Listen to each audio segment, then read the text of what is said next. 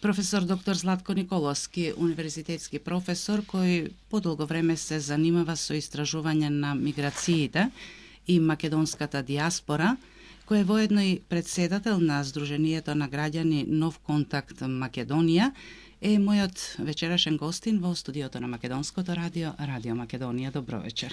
Добро вечер. Зајакнување на врските со македонските иселеници, заштита на националните интереси и искористувањето на потенцијалите на нашата диаспора, како и нејзината важност за севкупниот напредок и развој на Република Македонија, се темите на кои ќе разговараме во наредните минути од програмава. Но, професоре Николовски, бидејќи во најавата кажав дека веќе подолго време се занимавате со истражување на миграциите, може би е добро нашиот вечерашен разговор да го започнеме токму со таа тема.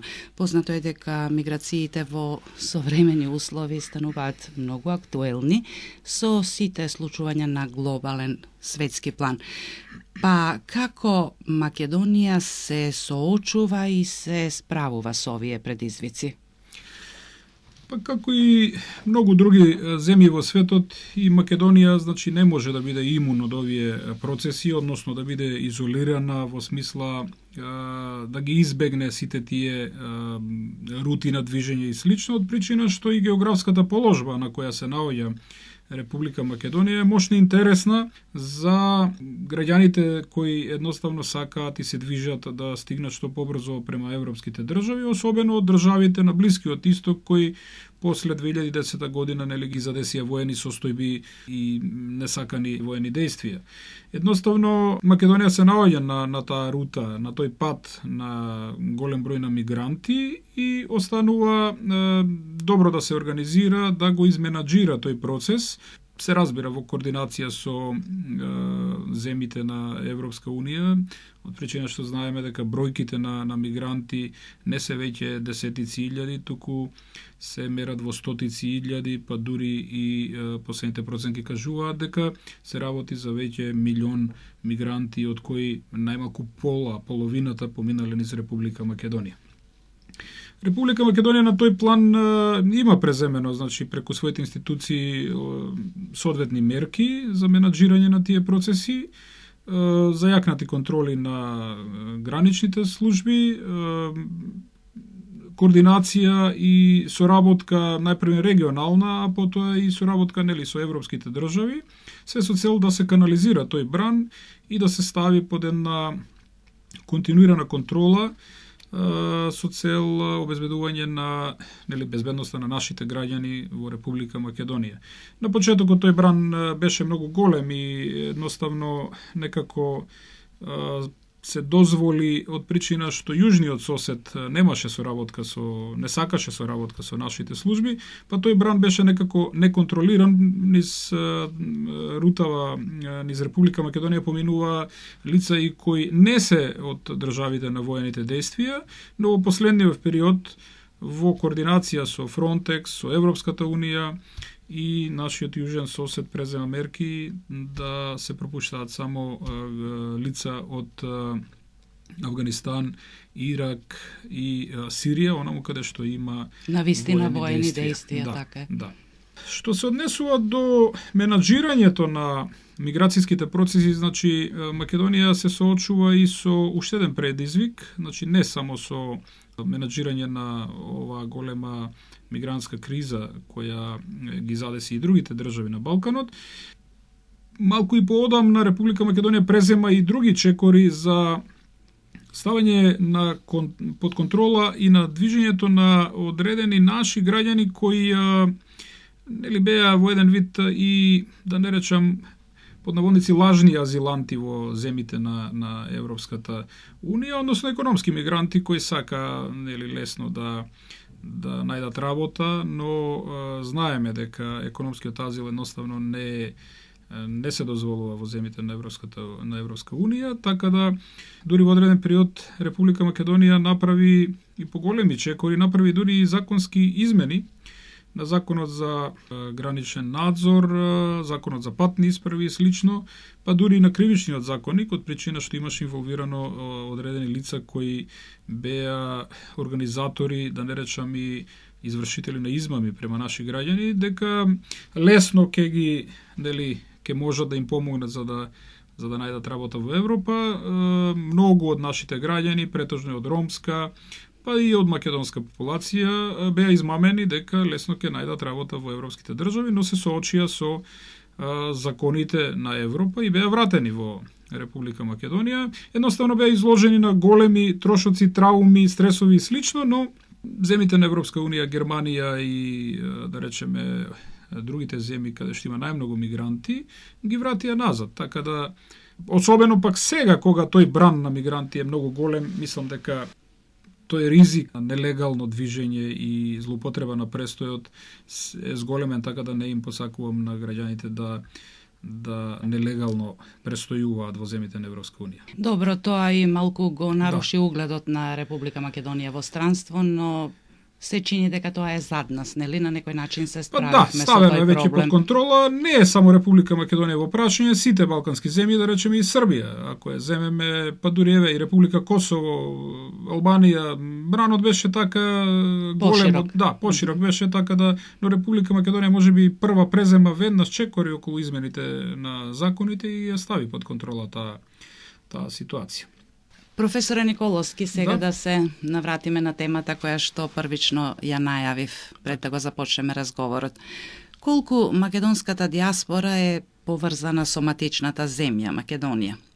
Прави ли нашата држава доволно за зајакнување на врските со македонските иселеници ширум светот?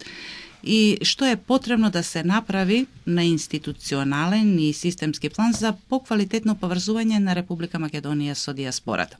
Ова ве прашувам во насока на тоа, би сакала да ни ги кажете вашите впечатоци и сознанија што ги добивате од бројните средби што ги имате меѓу нашинците во диаспората. Доколку ја имате и таа информација, приближно колку друштва, клубови и сојузи се формирани во диаспората, еве би можеле и таа да ја соопштите на нашите слушатели. Оти знаеме дека нашите во диаспората нели на тој начин се организираат. Вака видите, значи, современата македонска историја од 1900 година, значи од минатиот век и навака, буквално ја препознава Македонија, а потоа и Република Македонија, значи како иселеничка земја. Уште пред да постои Република Македонија, зборувам за етнографска Македонија, иселувањето, значи, од 1900 година едноставно не престанувало. Значи, тоа е оној период пред Втората светска војна. Вториот период од Втората светска војна до осамостојување на Република Македонија 1991 година, исто така еден голем период на иселување, претежно во европските земји, но и земјите на другите континенти, да речеме Австралија, Америка. Но јас што во последнава моја анализа, значи го земам во фокусот периодот од 1900 година до денес, значи од осамостојувањето, но тој самиот период го делам и на два дела, до укинувањето, значи од 2009 година со укинувањето на визите за Европската Унија. Значи од тој момент навака мислам дека се појавува еден нов, многу по-динамичен период, од причина што последниот после укинувањето на визите, односно визниот режим со Европската Унија, тој бран на заминување во странство е претежно од младата популација. Надвор, значи, меѓу нашите иселеници имаме, можеби, под наводници кажано, неколку генерации, односно смена на генерации во диаспората, да речем, оние што се многу одамна заминати, тие се таму, веќе се ситуирани луѓе, имаат семејства, значи, дури нивните деца па и внуци останале, значи, во странство во државите на престој, но се појавува една голема група на млади иселеници кои последниве години заминале и тој бран некако не сопира. Сега тука се отвараат многу предизвици како државата, значи да прво да ја зајакне врската со тие што веќе се во иселеништво подолги години, но и да презема одредени чекори со новите иселеници кои веќе се иселиле од Република Македонија, млади, образовани луѓе со голем капацитет. Едноставно, тука се бројни предизвици. Што се однесува до организираната форма во диаспората, јас тука, значи, во мојата книга Македонска диаспора, клуч за развој на Република Македонија, ги поделив тие два дела, значи организацијска форма во диаспората и организацијска форма во државата. Кај диаспората досега имаме организирана форма, во смисла на клубови, во некои држави имаме сојузи, во некои немаме сојузи, но имаме само клубови. А некаде имаме пак дури и поделеност и поларизација, имаме по два сојуза. Тоа мене не ме радува, од причина што доаѓа до едноставно разделување на националното ткиво. Значи, ако имаме два сојуза, јас би предлагал и едноставно предлагам преку сите мои трибини, работилници, средби, да има еден сојуз во државите на престој, а нормално нека има повеќе клубови, доколку бројката на наши иселеници е поголема. Так. Дури отидов јас и понатака во делот на организираната форма на нашите иселеници да покрај, значи, тие клубови, сојузи во државите да се формира и едно собрание на македонската диаспора. Значи, мислам на глобална основа, создадено од сите сојузи пак. На тој начин сметав дека тежината, едноставно притисокот или пак зборот на нашите иселеници ќе биде многу потежок, како за земјата на престој, но и предлозите кои ќе бидат упатени према Република Македонија ќе бидат малку на една посериозна основа. Во моментов, значи, и низ годините, значи, нашите македонските клубови во светот, па еве и од Европа, значи, тие сите биле активни. Значи, и на полето на, да речем, политичката активност, и на полето на филантропијата, добротворството, значи, организирале масовна поддршка кога се работело за, да речеме, за одредени потреби, поплави, земјотреси, слично, или пак за потреба на поединци, лечење на деца и слично. Но сметам дека многу појака ќе биде сета таа организација доколку би имала една, да речеме, една организирана форма во смисла на собрание на македонската диаспора. Мислите дека тоа собрание би требало да биде на светско ниво? Да, на светско ниво. Значи, тоа со оглед на големата географска распространетост, да. Значи, на сите континенти јас не има. Јас неколку пати тоа го појаснувам, не мислам на собрание во големина на македонското собрание, нели, на нашиот парламент, тоа би било во помала форма, можеби. Значи, мојата замисла е таква, 50 на наши представници од, да речеме, од сите континенти. Исто така, тука се наметнува една многу битна работа која е потребна меѓу нашето иселеништво. Ние во моментот во иселеништвото немаме фонд. Значи, фонд, мислам, на парични средства, так, каде што ќе се канализирано собирати, нели, стават на едно место, од причина што до сега парцијално, значи, дали се тоа клубови, дали, да речеме, од одреден сојуз се собрани одредени средства и преземени се, нели, мерки на некаква поддршка. Но светските искуства, значи, на иселеништвото покажуваат дека сите оние држави во иселеништвото, да земеме еврејската диаспора, да речеме, имаат не еден, повеќе фондови, значи, кои ги користат за, да речеме, за многу покрупни чекори преземени од страна на диаспората во сопствената земја, но и во употребени за зајакнување на комуникацијата помеѓу диаспората внатре, значи во иселеништвото. И тоа беше, значи, еден мој предлог, формирање на фонд на диаспората. Така да, генерално, во моментов сликата која ја гледам преку моите трибини, нели, гостувања во диаспората, претежно во европскиот континент, мислам дека недостасува малку зајакната форма на таа комуникација, од причина што гледам и поделба во нашите клубови, поларизација во, нели, одредени држави. Има држави, да речеме, и каде што може да бидат и школски пример на функционирање. Пред година и пол дена бев гостин во Шведска, на покана на Македонскиот сојуз во Шведска. Значи, мене ми остави прекрасен впечаток целата организацијска форма на комуникација. Сојузот, значи, си има своји активности, Сојузот е составен од представници на сите здруженија во Шведска и едноставно диктира, како да речеме, едно позитивно темпо на активности и комуникација со сите здруженија.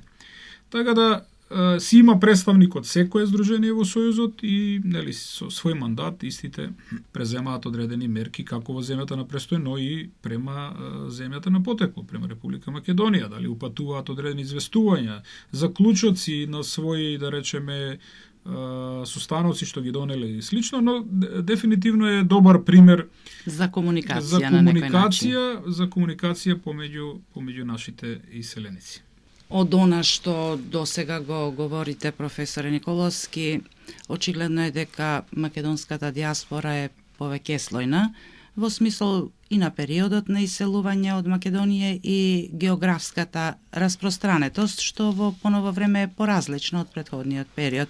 Имено ако порано освен Европа, Америка, Австралија и Канада, кои биле традиционални дестинации на македонското иселеништво, во периодот по осамостојувањето на Република Македонија како суверена и самостојна држава, бројот на земји каде што се иселуваат нашите луѓе во потрага по поголеми или поинакви можности за живот очигледно се зголемува. Сега постојат повеќе претпоставки со оглед на тоа што нашата држава нема некоја барем приближна статистика за бројот на македонските иселеници околу тоа колку брои македонската диаспора. Па еве, колкава е македонската диаспора според вашите сознанија? Рековте дека имате и контакти и средби со клубовите на македонците во Европа, главно чинам дека се одржуваат тие средби и со нивните сојузи. Се доаѓали до некоја констатација од прилика колку би се движела таа бројка? Добро, значи реално географската распространетост во странство, значи на македонскиот народ е буквално огромна и мислам дека речиси да нема земја каде што нема македонски граѓани.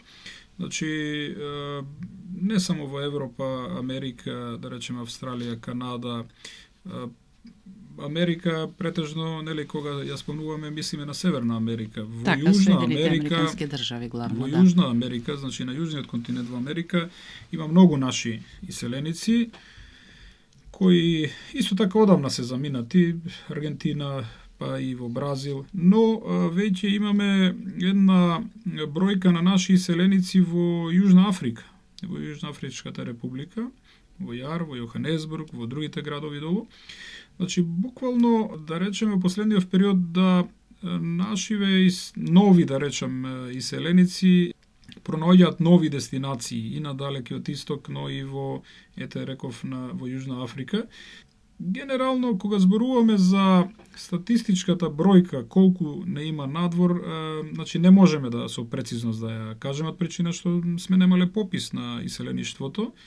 Има неофицијална бројка која ја дава Министерството за надворешни работи, но и Агенцијата за иселеништво, таа е негде приближно негде околу 1 милион наши граѓани, но јас мислам дека таа бројка е поголема, од причина што значи иселувањето, како што спомнав на почетокот, е започнато интензивно од почетокот на минатиот век, кога не постоела Република Македонија како самостојна држава, но постоела етничка Македонија. Многу од нашите македонци иселеници заминале со други патни исправи или пак веќе со формирањето на Југославија, нели, на Социјалистичка федеративна Југославија, заминале со патни исправи на СФРЈ и тие така се и заведени во иселеништвото. Последниот период можеби се подрасчисти таа бројка од причина што Република Македонија, нели, помогна во издавањето на патните исправи на многу наши иселеници кои сакаат да извадат македонски пасош. Но јас мислам дека бројката на иселени наши граѓани, зборувам низ овој период што го спомнуваме, е поголема од граѓаните кои живеат во Република Македонија. Да. Така да, значи, сепак тука стои предизвикот да дојдеме до што попрецизна бројка, но се додека не се направи попис на иселеништвото, значи не можеме да прецизираме. Особено што и последниот период, да речеме, на годините, имаме интензивно интензивно иселување на, пак ќе речем, на младата популација, која е со идеја да не само да студира надвор, туку и да остане. Значи, тоа е малку поголема загуба за нашата држава, од причина што заминуваат, нели, пак речем, млади, образовани луѓе во кои се инвестирало, значи државата инвестирала, а ние едноставно тоа го губиме, кадри, како потенцијал. Губиме како потенцијал што можеме да го искористиме во развојот на државата. Последниве години со законските измени што беа направени во Собранието на Република Македонија имаме и пратеници кои се избираат од диаспората. Какви се вашите сознанија, еве што говорат луѓето во друштвата, во клубовите кои што ги посетувате, колку овие пратеници ја остваруваат обврската што им е делегирана, да ги застапуваат интересите на диаспората, значи на македонците надвор од Македонија, и да ги зајакнуваат врските со Македонија? Па можноста, значи, диаспората да има своји представници во македонскиот парламент и лично за мене, но и за самата диаспора е голема придобивка. Од причина што нели преку нив многу полесно можат да го упатат својот глас во државата, па и во јавноста, значи да побараат одредена поддршка за некои своји активности. Генерално мислам дека направен е, значи, навистина значаен чекор со тоа што диаспората има веќе 3 пратеници. Сега во делот на колку пак пратениците ја оправдаа, да речем, својата улога, да бидам искрен, јас очекував малку повеќе. Иако од нив барем двајца се со втор мандат, еден е нели со нов мандат, но генерално очекував малку повеќе. Се надевам дека во идниот период кој доаѓа малку повеќе ќе преземат мерки во интерес на заштита на диаспората. Јас не викам дека тие не презимале мерки, можеби нивната агенда на движење не дозволува или временски се едноставно невозможно да ги посетат сите клубови, но од она што јас го констатирам во комуникацијата со македонските клубови, да речеме, по Европа, луѓето очекуваат малку повеќе од своите представници во македонското собрание, парламент. Така е, да. Државата прави некакви обиди врските со диаспората да бидат и на економски план, значи да не се базираат само на патриотизмот или на носталгијата, како што обично велиме, туку со одредени поволности дадени на странските инвеститори да се привлечат и успешни бизнисмени со македонско потекло да инвестираат во земјава, како еден од начините за квалитетно зајакнување на врските меѓу диаспората и татковината, или пак земјата на раѓање или на потекло. Дел од невладините организации, исто така, например како Македонија 2025, прават некои чекори на овој план, а минатата година пак и Македонскиот центар за меѓународна соработка за прв пат започна да го спроведува проектот Родум од Македонија. Проект осмислен и развиен од страна на Питер Далас, член на Советот на Обединетата македонска диаспора, човек кој е роден во Соединетите Американски држави, но по потекло е од Гевгелија и од Егејска Македонија. Би можело да се рече дека има некои придвижувања на овој план во последниве години, но дали е тоа доволно?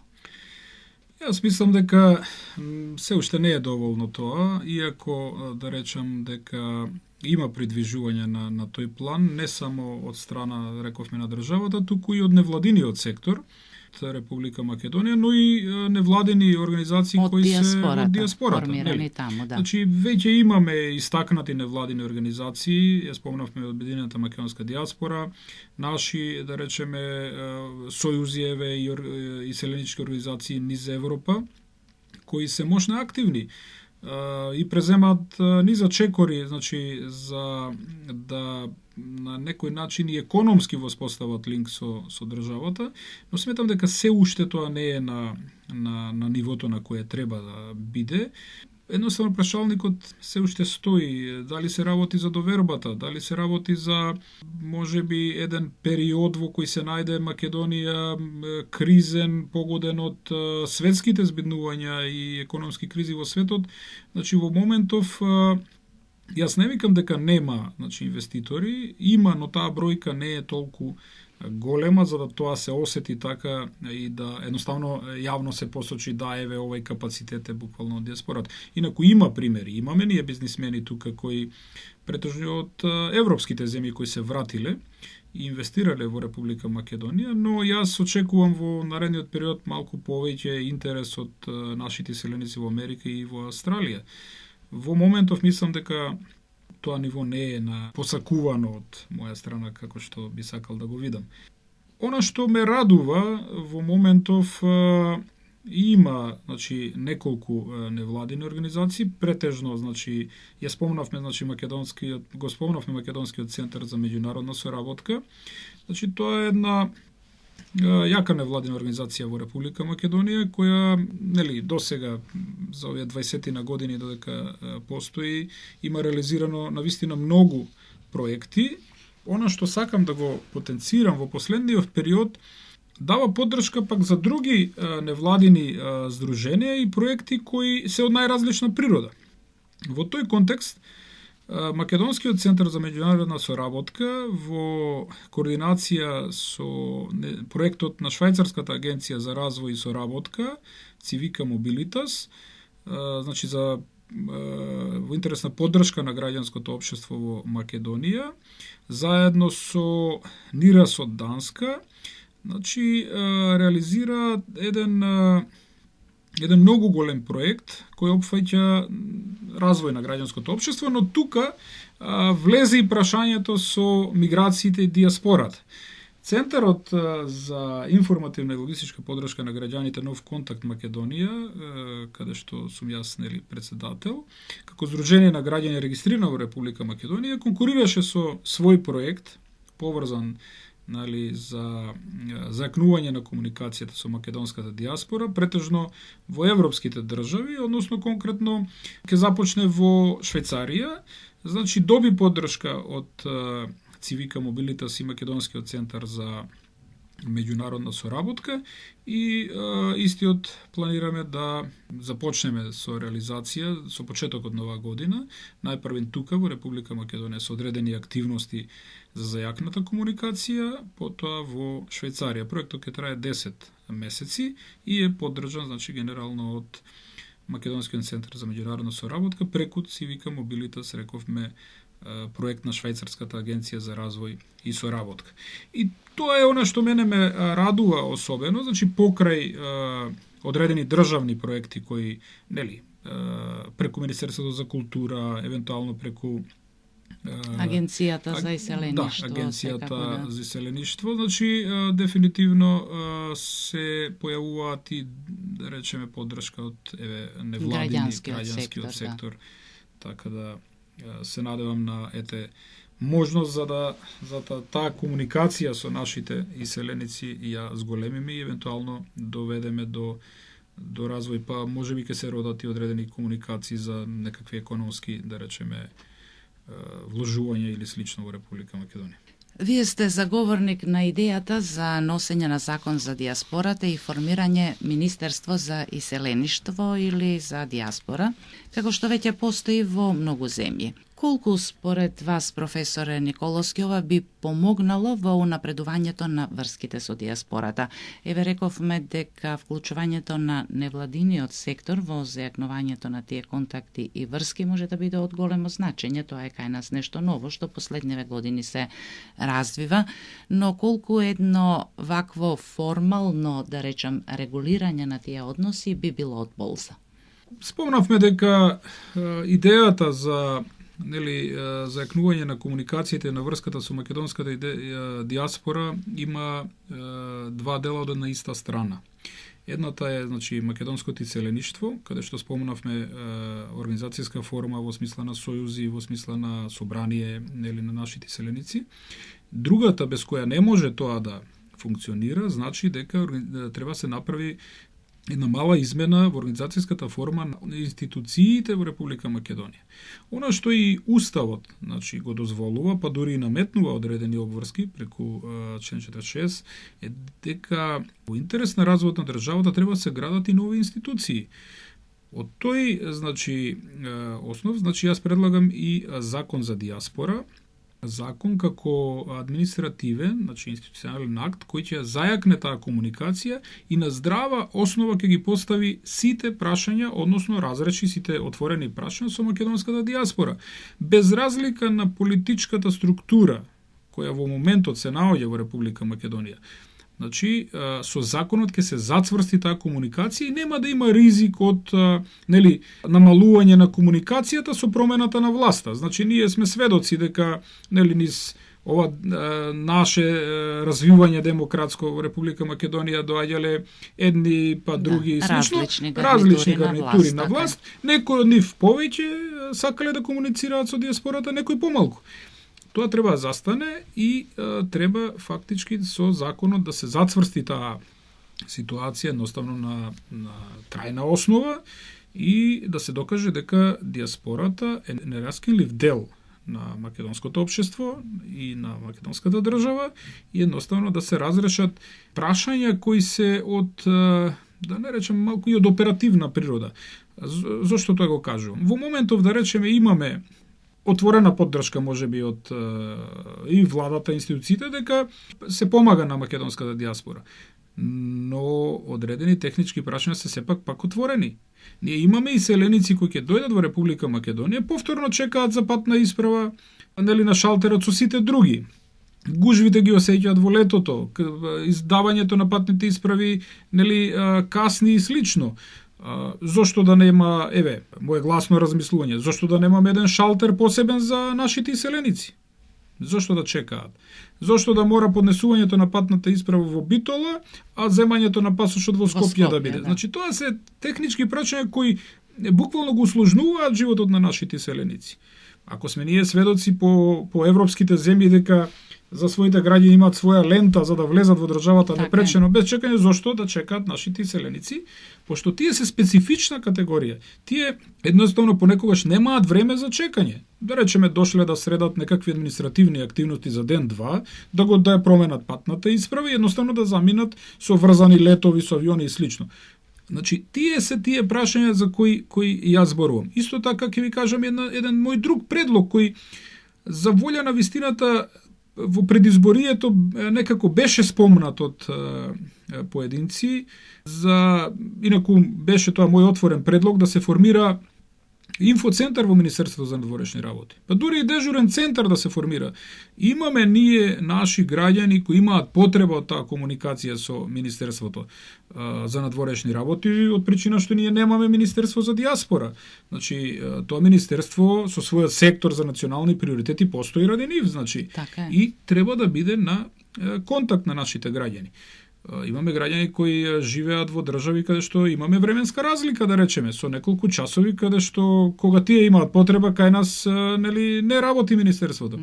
Затоа се потребни такви да речем технички измени кои ќе бидат на законска основа, значи средени со диаспората. Има и други прашања задолжителни, а не на добра волја. Така. Значи има и други прашања за кои можеби ќе придонесат со сигурност, да речем, ќе придонесат подобрување на да речем на условите, па и на животните услови и на комуникацијата со државата помеѓу државата и нашите иселеници. Значи затоа го предлагам носење на закон за диаспора. Што се однесува до Министерството за диаспора, го предлагам од причина што во моментов ние имаме неколку министерства во кои одредени сектори покриваат прашања поврзани со македонската диаспора. Тука и на еден начин и тежината фактички во комуникацијата на нашите иселеници со институциите на државата. Да речеме, одредени активности се врзани со Министерство за култура, другото со Министерство за надворешни работи, трети со Министерството за образование и слично. Едно Министерство за да речеме за диаспора со добро поставени оперативни сектори, мислам дека ќе биде на добра алатка, да речем, во поддршката на нашите иселеници. Јас не викам дека Агенцијата за иселеништво нема желба да ги да помогне во таа поддршка на нашето иселеништво, но согласно да речем ингеренциите кои ги има, едноставно е ставено во неможност да помогне за сите прашања. од причина што можеби тука се отвори прашањето на колкав е и буџетот на таква агенција за да излези во пресред. Наидовте на интерес за овие идеи, бидејќи се уште не се презема ништо конкретно на Да бидам таква. искрен, јас минатата година, односно пред година и некој месец се бев и гостин на Комисијата за надворешна политика на Македонското собрание, каде што јавно, нели, пред пратениците и пред гостите ја образложив ова моја, што се вика, мои предлози. Јавно беше укажано дека нема интерес од страна на политичката гарнитура, не само на таа што е на власт, наводно дека и опозицијските, да речем, политичари не биле заинтересирани, но јас мислам дека полека се менува таа слика околу тоа и се надевам дека ете нашите политичари ќе увидат дека сепак е ова корисно што го предлагам и можеби ќе се седне на маса да се размислува малку посериозно за овие прашања. Што според вас е најургентно, ако можам така да речем, што треба да се смени на планот на нашата комуникација и зајакнувањето на врските со диаспората? Што е она што би требало најитно да се направи за работите да се сменат? Видете вака сега, значи, да бидам искрен, во големата комуникација што имам со македонските иселеници, клубови, раководители нели на наши иселенички клубови и слично, констатирав една ситуација која мислам дека потребно е да се остави малку поголем простор на реализација на идеите на нашите иселеници, значи да се даде во тој дел поддршка, полесно да можат да аплицираат на проекти во државата кои ги организираат наши институции, да речеме Министерство за култура или било кои други институции, во тој дел да се ослободи, да речем, диаспората од некакви партиски притисоци и слично, за тоа што да не заборавиме, значи, диаспората во нашето иселеништво, точно е дека имаме луѓе кои нели сакаат да бидат активни и политички и партиски, но имаме луѓе кои не сакаат да бидат членови на ниедна политичка партија и мислам дека диаспората треба да се гледа од еден агол, од онај агол на патриотизам, значи има малку помешување на што се вика патриотизам и партиска припадност. Генерално, значи, јас можам да заклучам дека буквално сите наши иселеници се големи патриоти. Значи, сите ја сакаат Република Македонија, тоа е центар за гравитација во нивниот живот, без разлика каде и се наоѓаат, но треба да се внимава многу кога наши политичари или можеби ете професори, колеги мои и слично даваат некакви изјави поврзани со нашето иселеништво. Значи да не заборавиме, сите наши иселеници во срцето е носат Република Македонија. Професоре Николовски, разговаравме на повеќе теми, кажавте доста, се надевам, интересни информации за нашите слушатели. Секако секогаш останува уште нешто што би можело да се каже, но веќе имаме и друга можност и друга прилика да разговараме на оваа тема, бидејќи програмата на Македонското радио, Радио Македонија е намената токму за македонската диаспора. Јас ви благодарам за разговорот и благодарам што одвоивте време да бидете дел од вечерашнава програма. Ви благодарам.